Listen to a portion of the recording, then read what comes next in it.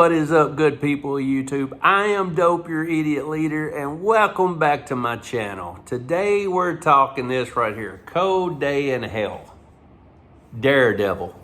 Have you ever read a book that really makes you think? I mean, I love books that make me think. There's hardly any that make me think. Either I'm really excited after reading the book, or I'm really mad about how shitty the book was. But this book here just made me feel a certain way, and that's what a good writer and a good artist can do. They can just bring out your emotions and make you feel a certain way.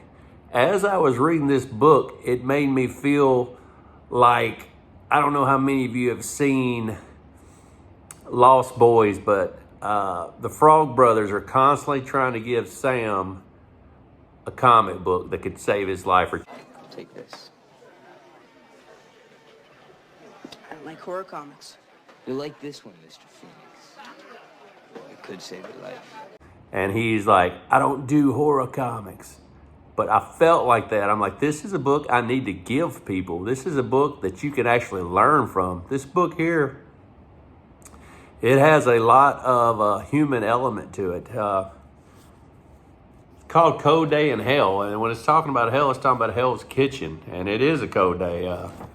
Starts out with a 70-year-old Matt Murdock visiting a graveyard. And he's talking to this tombstone. You don't know who he's talking to till he gets ready to leave. And you see that it's Wilson Fisk, a.k.a. Kingpin. And it's funny to me because this whole book, it talks about it's all part of God's plan. And I don't want to get too spiritual on you guys, but everything is part of God's plan, good and bad. You are who you are because of God's plan. Everything that's happened to you has made you who you are, good or bad. And a lot of people want to take away the bad things in their life that's happened to them, but them bad things are the reason you are who you are today, along with the good things. This story here talks, this woman's wanting change, want to know, can he help? And he tells her basically, you know, here's you some change. Don't feel bad because this is all part of God's plan. And he's riding around, trying to get around Hell's Kitchen, doing everything he's doing. And everything he says, you know, basically is happening for a reason. He tries to help these people, these homeless people. They ask him for some money, and they see that he's got a lot of money on him. Right there, they see that he's got a bunch of money. And him being blind, they push him down the steps.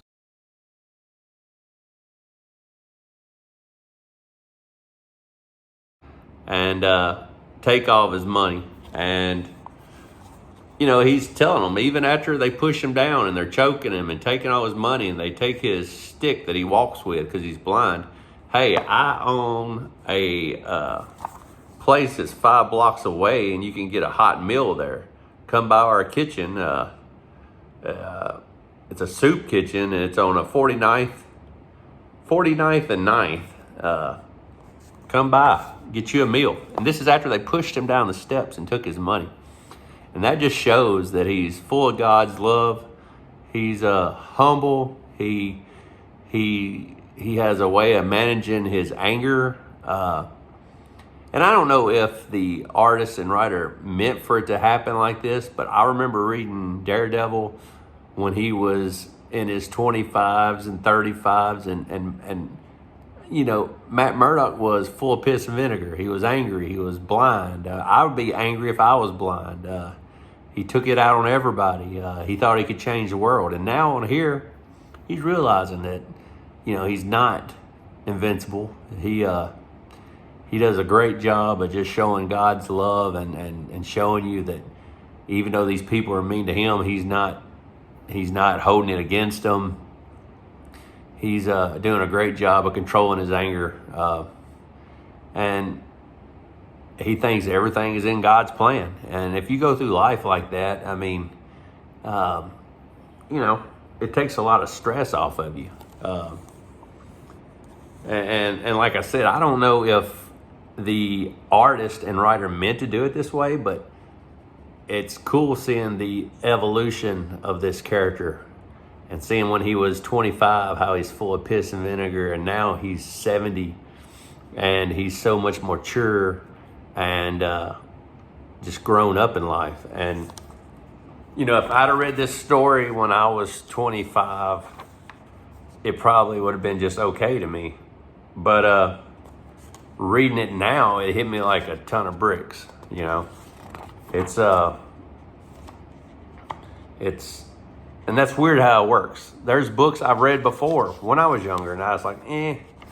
But then I read it when I was older. Maybe I've got kids now, and it's a story about having kids or something, and it just hits you different. Certain books hit people different, and that's the beautiful thing about writing. And this one's got Captain America in it, trying to help too, an old Captain America.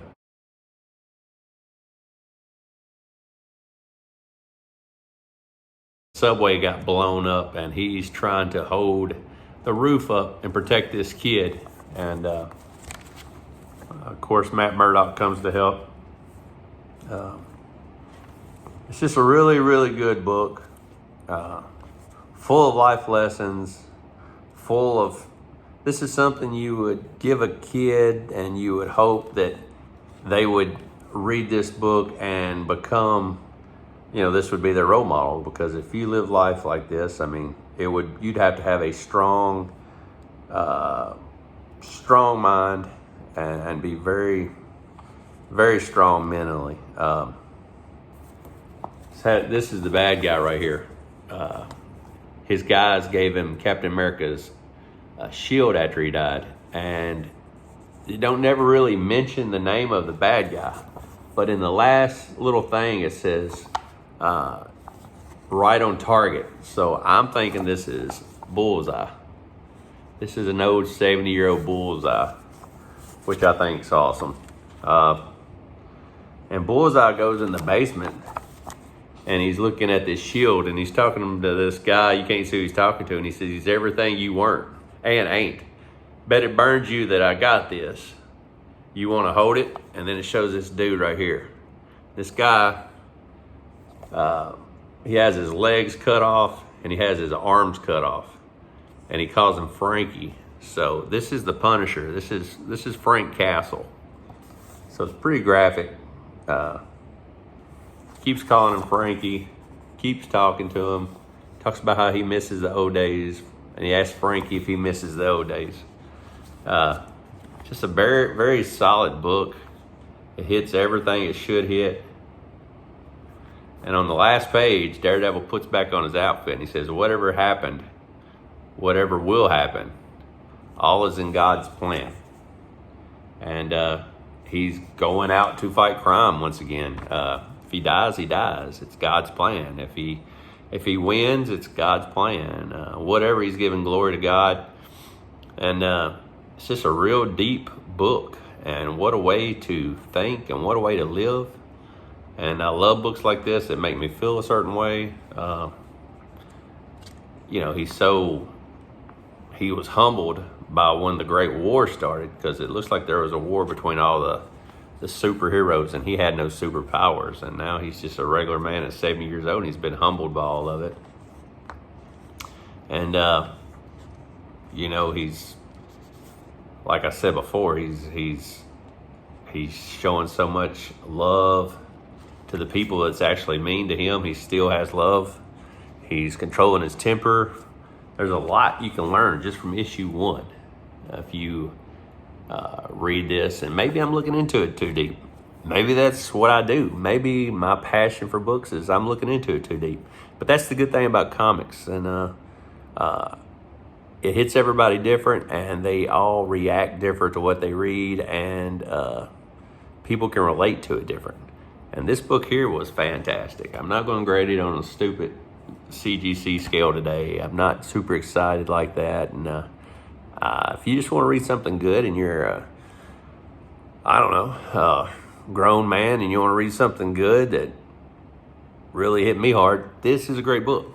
Go get this book, Daredevil, Cold Day in Hell. I also picked up issue 2. I haven't read it yet, but this is really good. Certain times it's gruesome, certain times it's sad. It's the way life is. But give it a read. We're under 10 minutes, and just like that, read your comics.